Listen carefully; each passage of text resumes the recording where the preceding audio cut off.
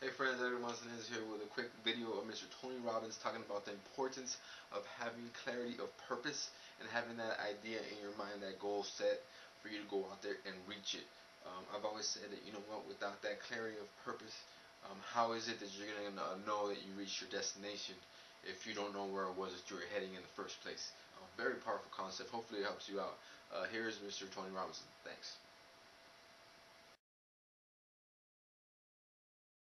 So what we've got to do is make that change in those standards. That's where the shifts happen. It doesn't happen any other place. And I'll give you a very simple example. If you want to know the difference in people's lives, it all comes down to what are the things that are musts for you versus shoulds. So let me tell you this. We said to have an extraordinary life, you've got to have an extraordinary psychology, right? Extraordinary psychology means you've got to live in an extraordinary state.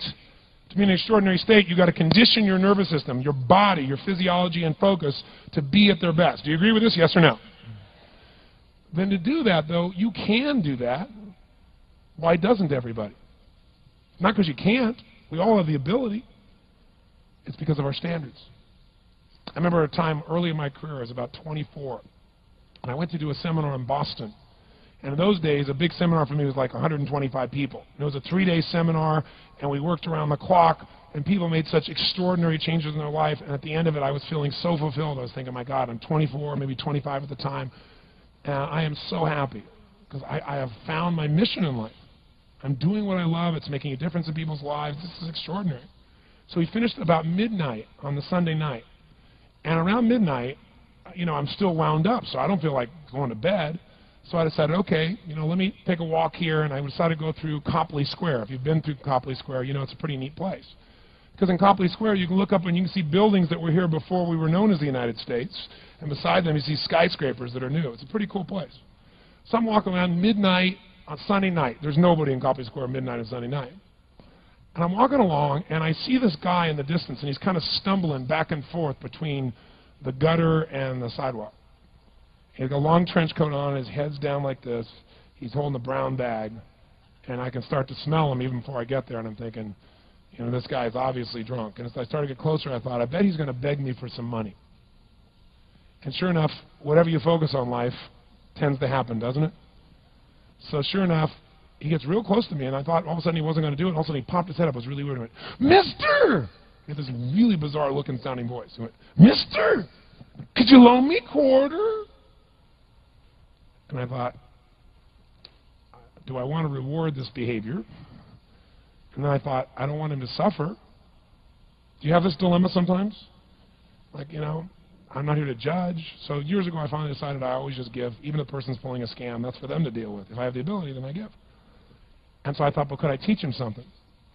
So I asked him a question back. I said, is that all you want is a quarter? So he goes, yeah, just one quarter. One quarter changed my whole life. One quarter. I said, really? He said, yeah, one quarter. So I reached in my pocket, and I pulled out my money clip. And in those days, I was, you know, very young, just starting to succeed. And my original mentor was a man named Jim Rohn. I don't know, how many have heard of Jim Rohn? Anybody? Yeah, he's a great guy. And Jim told me, he said, Tony, look, you've come from a poor background. You've got a poor psychology. You've got to change it. He said, you don't have any money, so pretend you do. He said, start training your brain. Condition it. He said, go save all your money, get $300 bills, and put them on the outside of your money clip, even though you only have $5 in between them. So every time you pull it out, you'll see that. You'll feel inspired. You'll feel better. He said, and you'll feel better, you'll do better. So I was like, okay. So I did. So I pulled my money clip, and sure enough, I got $300 bills in. I made sure he saw the bills. So I'm tearing through that, right? Looking in between there to see if I can find some change. But I made sure he saw it. Sure enough, he's looking at the $100 bills, checking it out.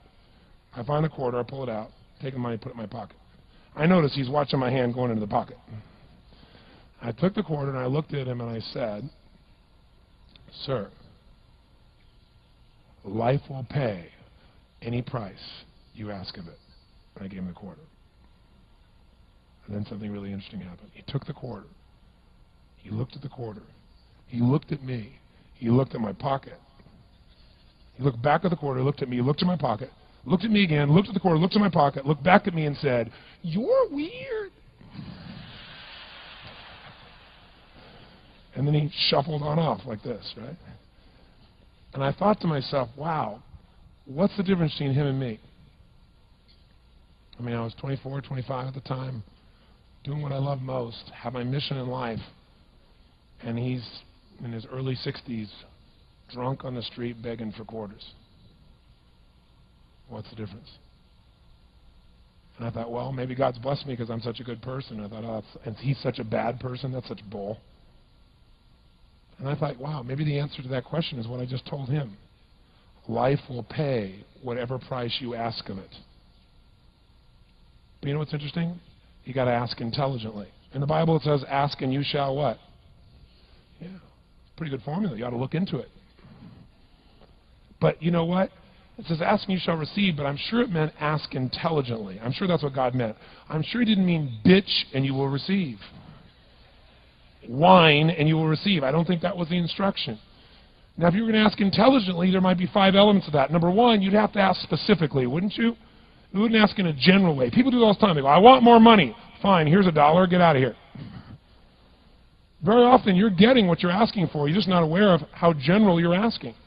Clarity is power. The more clear you are about exactly what it is you want, the more your brain knows how to get there.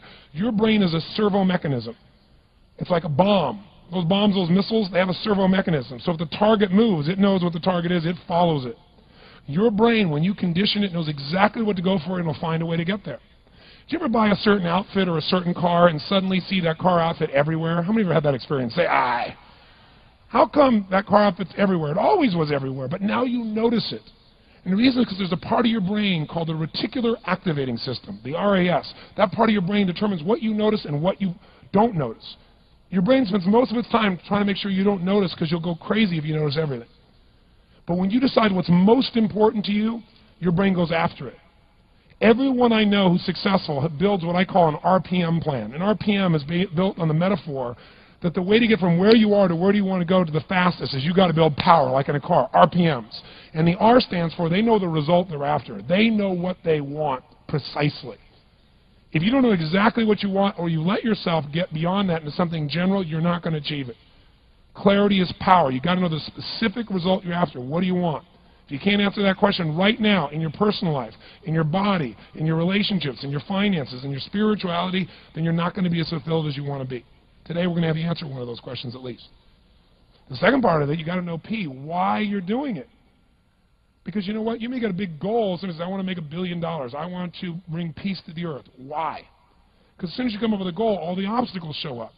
And unless you've got enough emotional drive to break through that, you're never going to discover what it really takes. So you've got to get yourself past that. And the way to get past that is have enough reasons. Reasons come first. Answers come second. This man did not know what he wanted. He did not have enough reasons. To ask intelligently, you've got to ask specifically. To ask intelligently, you've got to know why you want it, to have enough drive to make it happen, enough juice to make it happen. If you don't have enough reasons, you will not make it happen. And the M is, what is your massive action plan? What is going to get you to actually fall through? Because the first plan's not going to work and the second plan's going to work, so you better have enough plans. If the first two don't work, you still got something else. Otherwise, you're going to be having excuses why it didn't work. So asking intelligently requires that. So if we're going to be extraordinary in our results, we've got to be in an extraordinary state. We've got to know what we want, and we've got to go use it.